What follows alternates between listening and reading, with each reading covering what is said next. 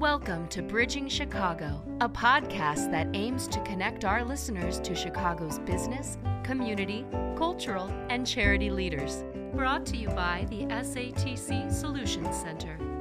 You can connect with us on Instagram or Twitter, where our handle is @BridgingChicago. For more information, including our email, visit us online at satcsolutions.com. Be sure to rate and subscribe to Bridging Chicago on iTunes, Spotify, or wherever you listen to this podcast.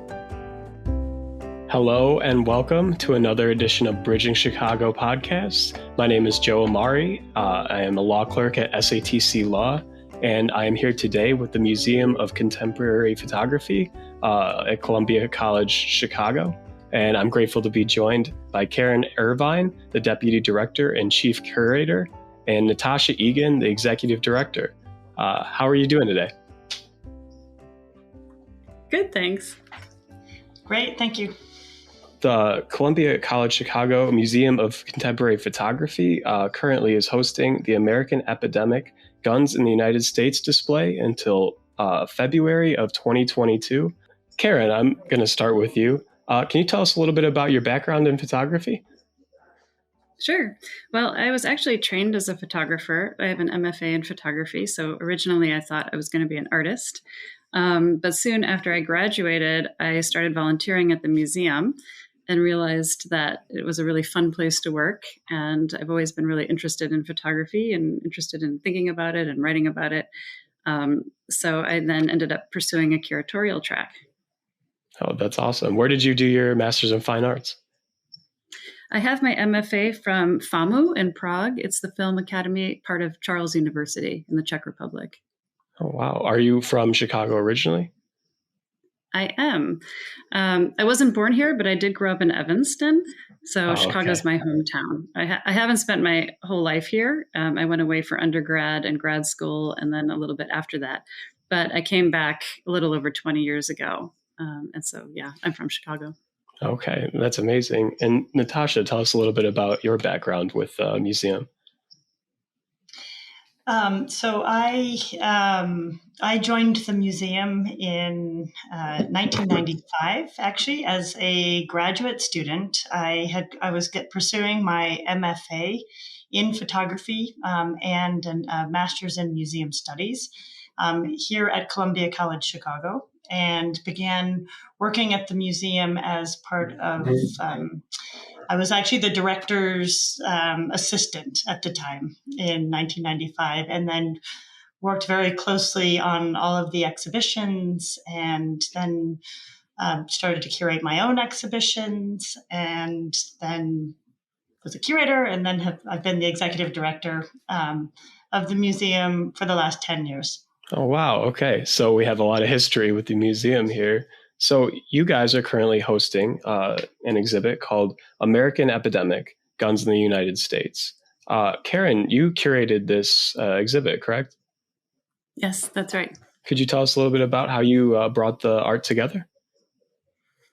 Sure. Well, the gun violence problem in our country is so urgent and so extreme that it was a topic I had wanted to work on for a long time.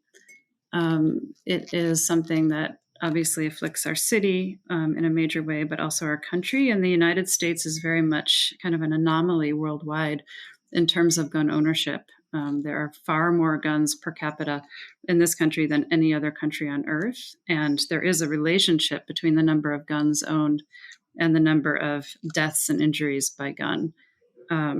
We have very much a justice mission at the museum and a really strong track record, I think, of addressing some of the most urgent issues of our time. This was just a topic that was on the list for a long time. It's not an easy one. It's a very complicated issue with a long history that requires a lot of context. And many of the artists, all of the artists in the show, in fact, are very much coming from an activist point of view, looking at some of the costs of the rampant gun ownership in the United States. It must be somewhat enlightening to meet with different activists from, anti-gun groups, I'm assuming, and, learn about their stories. Is there anyone in particular that shed some light on anything you weren't aware of previously? Oh my gosh, all of them did really in their own way. And, most of the artists in the show are really working from a personal perspective. So a lot of the work is actually very heartbreaking and personal, but it's also quite beautiful. And I would say it's appeal to humanity, to be honest. I learned so much through this project. And mostly what I came away with was the sense that in order to make progress on this issue really requires kind of a deep understanding of both sides of the equation. The show itself, I would say, is very anti-gun ownership and pro-gun legislation and control. But there is one artist who also explores the kind of long history and how the attachment that a lot of Americans have to guns. And through my research, I realized that became important because most gun control experts say that until we understand both sides of the equation, we'll never make progress on gun legislation. So this show is very much meant to illuminate the consequences of literally the number of guns that are, in our country, and to provide kind of more awareness around that, but also to spark dialogue. And then, of course, the ultimate hope is that maybe somewhere along the line it leads to action. Absolutely. And, as you said, it is an anomaly in the world. You don't see the same type of headlines coming from other places that you do domestically. And so it's made me think oftentimes, why is this such a pervasive issue? And I think, to your point, seeing it from both sides, I think in any discourse, but especially something that's as contentious as this, looking at it and trying to find some middle ground before trying to make such sweeping change might be incredibly important. I think art is a great way to do that. Art can bring so many people together. Yeah, I think that artists bring topics to the table in different ways than we get from other mediums. I think that they often are very nuanced in their approach and address things in a way that isn't perhaps as sensational as traditional journalism might be, isn't perhaps as skewed or biased as some histories might be. Absolutely. I remember I saw, and I think the visual arts especially can be striking without, a narrative being painted. Instead, the narrative is coming from the image. I remember I once saw this picture that really moved me. It was of a picture of a nice restaurant and a couple eating dinner. And just underneath was a picture of a man who was homeless and laying in the street. It kind of showed the, disparity that lies within plain sight oftentimes that we kind of overlook. So I think in that way, photography especially can say so much without using words at all. So I completely understand with the visual arts. Natasha, have you had any exhibits that have spoken to you in that way that you feel have spoken on important issues of our time? Yes, I think most of the exhibitions that we host here, we are the Museum of Contemporary Photography, and we are working with artists who are sometimes emerging artists who are as well as well-established artists. But I would say that the artists that we're working with are all grappling, with what's happening in front of them, which is issues that are happening in society everywhere. So we have done exhibitions about war, about issues of racism, identity, immigration, refugee crisis, and what we do is we tend to focus on the term kind of contemporary photography, and what I mean by that is working with artists who are artists who work with photography and will sometimes work on these subjects through a much more conceptual lens. They might be like, for example, I'll give you an example of one artist that we worked with in an exhibition, which was about the global refugee crisis in 2000. The exhibition was in 2017, and the artist was an artist named Shimon Addy, who worked with a group of Syrian refugees in Berlin to do a video piece where the subjects themselves were in a casino playing roulette. And it was a very slow moving video with the subject sort of, playing roulette. And if you know what that means, it means if you lose, and in traditional was like, you might not survive. And we know that the troubles of taking the risks of fleeing is sometimes just as strong as the risks of staying in a country. And so to talk about the topic of having to flee your country, but through a video, a dramatized video of these people playing roulette, is an example of being able to discuss the subject through a visual lens of contemporary art. And so a lot of what we do here at the museum is use artists who use the photography as their platform. And then we use that to then, showcase these new topics to, whether it's students, the general public, everybody who comes through here. We hope that they gain a new perspective of the subject that they have probably been reading about, just like gun violence in the United States.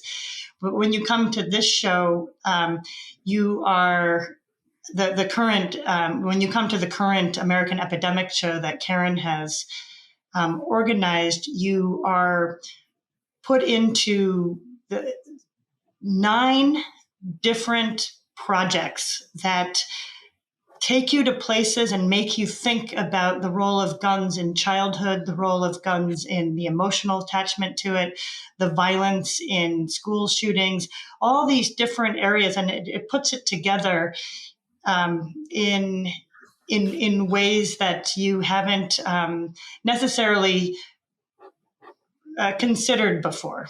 And so it allows you, instead of reading about it in the newspaper, it allows you to visually have an impact on you in a different conceptual way. I think that's a refreshing way to use that medium to kind of open it up to new ideas that I don't think come across in the same as, the repeated headlines, because I know we've all seen so many headlines, they start to almost be drowned out by the next one. So I think seeing many images put together like that might really, open some people's eyes. Karen, as the chief curator, how do you go about procuring the artists for these exhibits? Oh, well, it happens in a variety of ways. We are out and about always looking at, different exhibitions, traveling, meeting with artists, doing portfolio reviews. They contact us by sending us their books and pictures over email. So often it's just that either we start with a topic or we meet an artist whose project we just think is incredible, and then we build a show around that. So once you kind of lock into a theme, and this, the current show, I had 2 artists who are kind of the foundation. Then it's sometimes just a strange mix. It's kind of an organic process of, doing research online, but also asking other colleagues, asking the artists themselves if they know somebody. And then you just hope that, you get the right people to fill in the conceptual kind of points of view that you want to address. When, you said you had 2 foundational artists for this last exhibit. Could you tell us a little bit about their work and kind of how they approached you or how you approached them? Sure. Well, one of them was Zora Murph, whose project at No Point in Between is looking at the community of North Omaha, Nebraska, and specifically at kind of the long history of violence against Black people in the United States.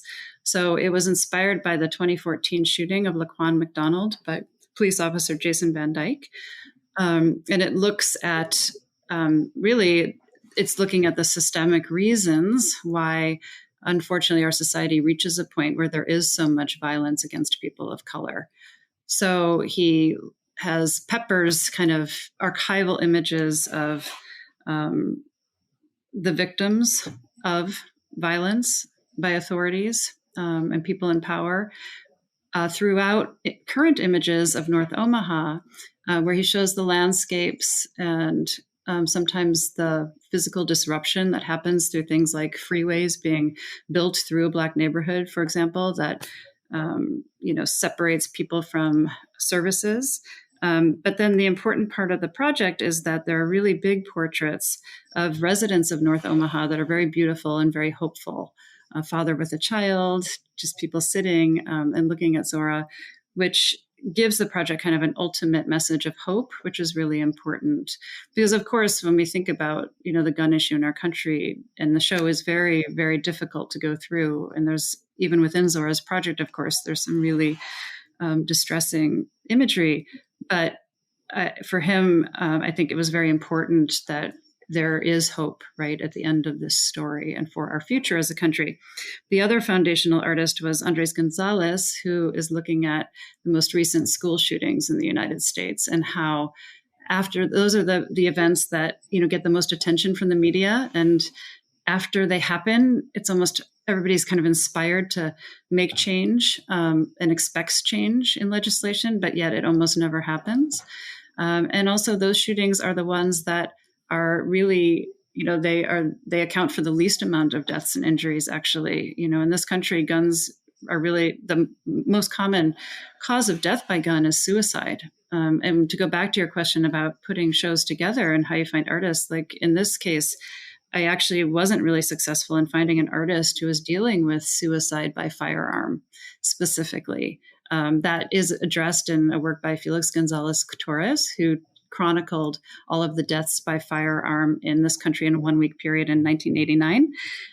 But it's, not the first read of that work, perhaps. So sometimes when you've chosen a topic, it can be difficult to really make sure that you're addressing it in a balanced way and really reflecting the issue fairly. Sure. I didn't realize that. I mean, now that you say that, it does sound, I would never think that self-harm would be so pervasive in comparison, but, that is probably a less thought about issue that, that having so many firearms give people access to. And I think it goes hand in hand with some of the mental health issues that our, society is facing as well with, people, I think, hopefully becoming more conscious of, the need to focus on mental health and trying to avoid the stigmas of, the past where talking about mental health issues was seen somewhat as a weakness. But now I think, perhaps hand in hand with that, we can go forward. Do you guys have a vision for any upcoming exhibits after February when this closes? Well, we do have obviously shows planned, and we're always considering kind of what to do next. We have a really strong track record of taking on bold topics. We did a show earlier this year about female reproductive health and justice. And a couple of years ago, Natasha and I co-curated a show that took on a pollution problem on the southeast side of Chicago, where we kind of took on big oil and commissioned artists to look at that area that was in a neighborhood that was literally being poisoned by some of the waste from oil production on the southeast side of Chicago. Looking forward, we have a show coming up by our curatorial fellow that's looking at the Black diaspora worldwide and called You Are Not the Lesser Part and the Beautiful Diaspora. So that will be a kind of joyful exploration of what it means to be a person of color in different countries all over the globe. And then we're going to do a collection show based on our good track record of being an educational institution. So we do a lot of teaching on a lot of different topics. So we'll have students come in who look at gender identity, to architecture, to color photography, to landscape photography. So we already have kind of groups of images, our favorite images in the collection that are really rich and incite a lot of conversation, kind of picked out. And so we're going to kind of divide up the collection along those topic lines and use some of our previous research to kind of share with the public the many different ways in which photographs can tell us about our world, like you were referring to earlier, seeing the picture of the man on the street, that, you know, that we learn so much from photographs, we communicate so much through photographs. We all send pictures over our texts, right? Pictures are becoming as common as words as forms of communication in a way that they never were historically. So we're really interested to see how that show is received. We think it will be very popular because everybody can relate to reading pictures and how powerful they can be as a form of communication.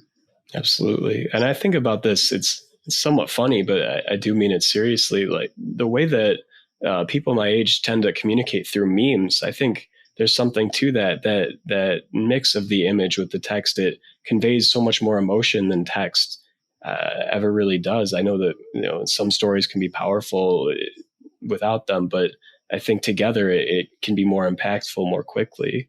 So I definitely understand. Natasha, I wanted to circle back to something that Karen said that I thought was interesting. You guys did a exhibit on pollution in the city. Yes. So in 2016, Karen and I worked with the Natural Resource Defense Council, as well as the Southeast Environmental Task Force. Were two nonprofits that we worked closely with in developing an exhibition where we commissioned 7 artists to focus on the petroleum coke piles that were forming on the southeast side of Chicago. And these were, the petroleum coke is a byproduct of the oil refinery in Indiana. And so we had asked artists to kind of approach as activists, and we were working with the different activism groups, the different lawyer groups, who were trying to, remove the petroleum coke piles from these neighborhoods, which were causing many health issues and environmental catastrophe for this neighborhood.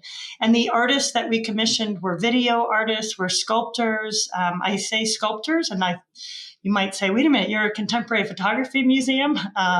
We often are very, very open about how we define photography. It's basically about image, or maybe the role of image in our society. And so there are many times where we also might not have a photograph in the artwork on view because it's just part of how it's been informed. It might be informed by image making, but become a sculpture. So this exhibition had photography, sculpture, it had traditional portraiture of activists and their stories. It also had these glass sculptures with the actual pollution in it. It had videos taking you all the way to China and up into Canada and to Texas, and the route of where the petroleum coke byproduct goes. And so we did a large investigation from 7 very conceptual lenses to bring it back together. And it was very important to be working with our partners, the Natural Resource Defense Council and the Southeast Environmental Task Force. It was a great collaboration and powerful exhibition. Yeah, that's amazing. When you guys say contemporary, you really mean contemporary. You guys touch on all the issues of our time, especially I studied environmental sciences in undergraduate. So when you said that, I perked up right away. So one thing I wanted to ask. Oh, go ahead. I just wanted to mention that show, interestingly, we called it Pet Coke Tracing Dirty Energy, which is really blatantly kind of calling out the oil industry. We took a position there that normally a museum probably wouldn't take. Absolutely. But an important one to take. I think that especially now, environmental conversations need to be happening. So I did want to ask, you guys mentioned that you're doing, not only photography, but also, exhibiting sculpting, videography. And I've noticed that videography seems to be exploding right now. Have you guys seen a recent trend towards more video works as well? I'm not sure I'm noticing a new trend in it, because I have to admit we have always shown video in the museum. Almost every exhibition we have has 1, 2, 3 video projects as part of it. So we have embraced video as contemporary image making for a very, very long time here. And we will continue to do that. So I'm not sure I'm noticing like a new trend in it in our curatorial practice, although I think it's an important part of what we do here. Is showing a lot of video, and there have been some exhibitions where it's 100% video throughout the entire space. Oh wow! Okay. Yep, I would agree. Go ahead. I was just going to say, Karen, maybe Karen can speak further on many of the shows she's worked on over the last decade plus, has been kind of about that relationship with photography and other mediums. So I just want to have Karen turn that over to Karen. Yeah, sure. No, I agree with Natasha that I don't think we've been working with video for more than 20 years. And in the art world, certainly since the 70s, video has been a big part of contemporary art. But I do think we feel that culturally, right? With back to the ease of communication, my kids are watching TikTok and videos all the time, and we're, communicating through memes and so forth. So I do think there is more video and time-based digital experiences being shared for sure now. And so Natasha was referring to a series of exhibitions. One of my first shows at the museum was called Audible Imagery, Sound and Photography, where I looked at artists who were working both with sound and photography and kind of the intersections between the two, which led into kind of a series of exploring photography's relationship to other mediums. So I did a show about photography's relationship to performance art. We did one about painting and photography. There was one about sculpture and photography, and so on. So those have been, interesting shows that have allowed us to work with a lot of interdisciplinary artists and really explore the differences in kind of perceiving through the different modalities. Absolutely.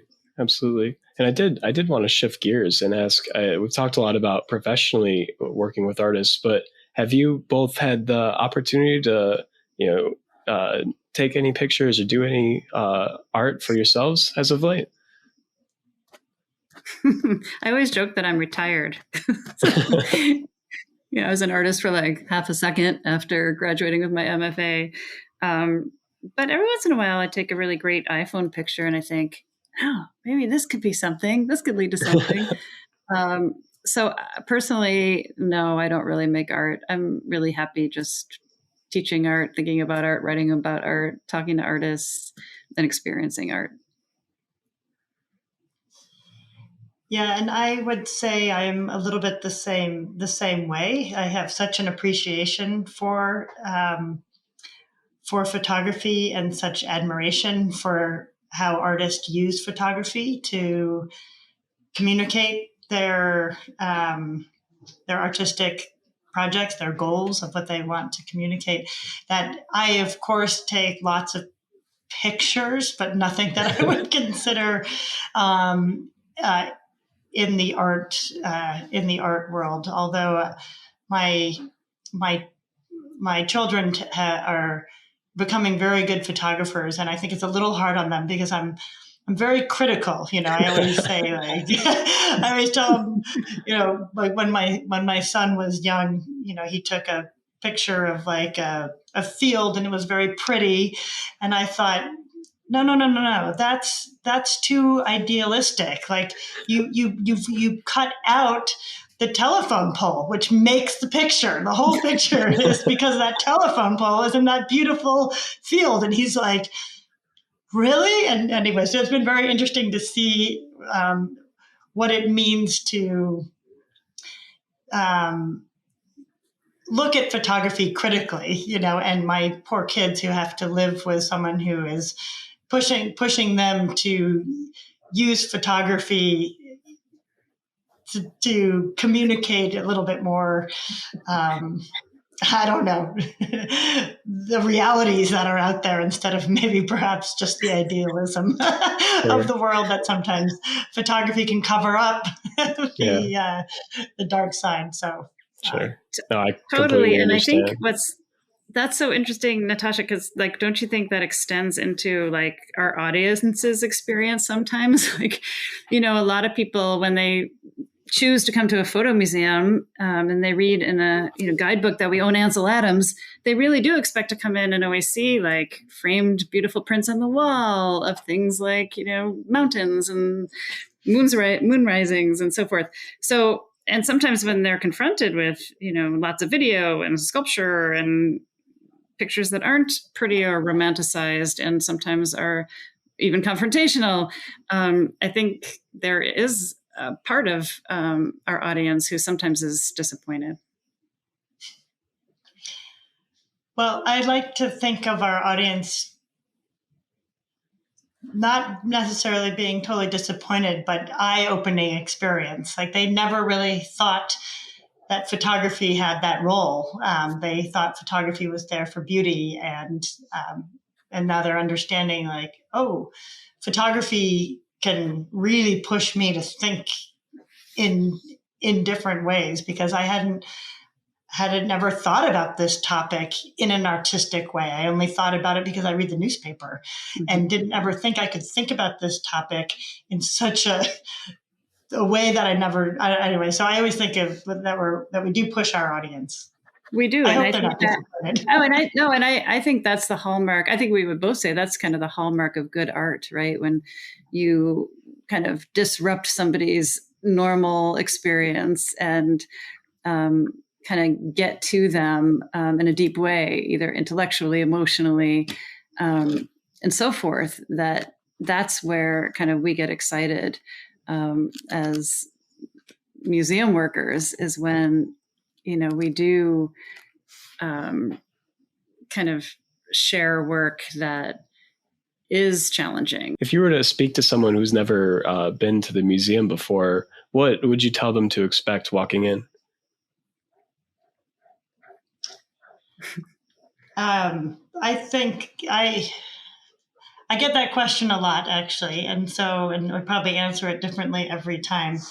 I mean, not from like in an interview, but like in reality, people are like, what am I going to see there? And I think about the way my mom answers this question to some of her friends. When she tells them what I do, she always says, it's not what you expect. And you are going to, it can sometimes be heavy, and you will always come out gaining knowledge about something you did not know before. And there's usually not a pretty picture.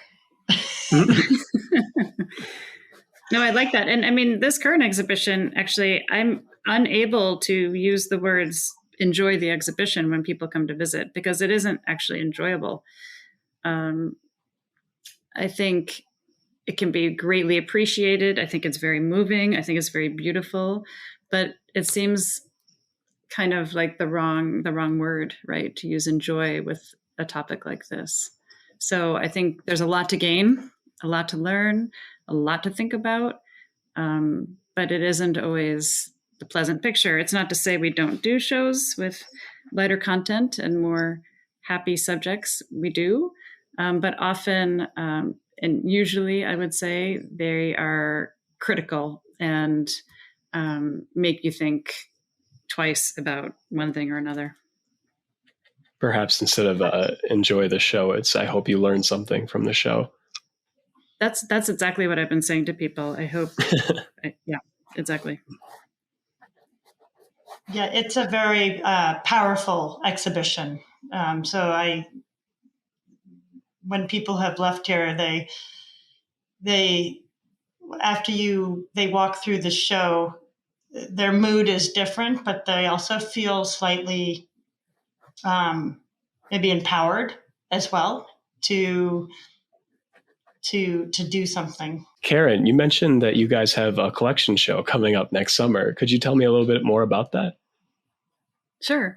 Well, we have been collecting for almost 45 years, and we have over 16,000 objects in our collection.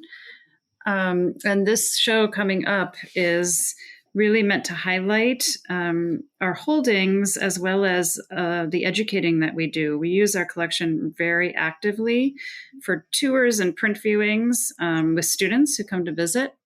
And we honor 100% of requests by students or teachers or individuals who want to see something from the collection. So that's a very special opportunity.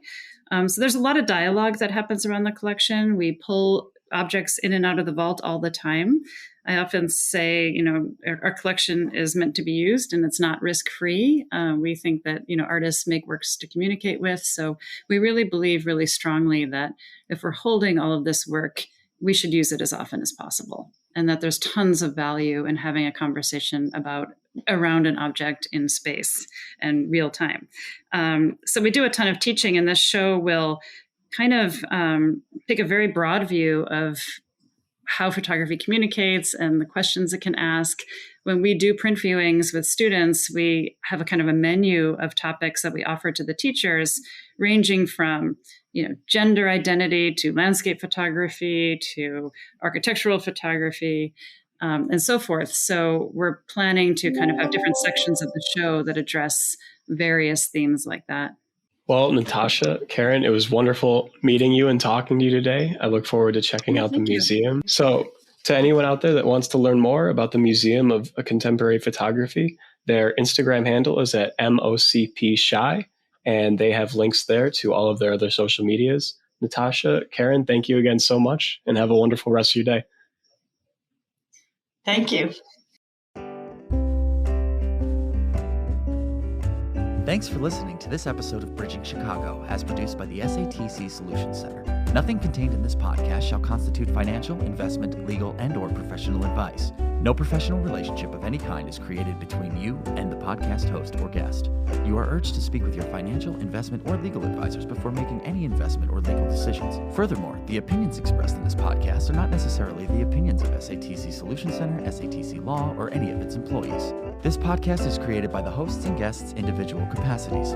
All opinions on this podcast are or have been rendered based on specific facts, under certain conditions, and are subject to certain assumptions and may not and should not be used or relied upon for any other purpose, including but not limited to, or use in or in connection with any investment purposes or legal proceeding.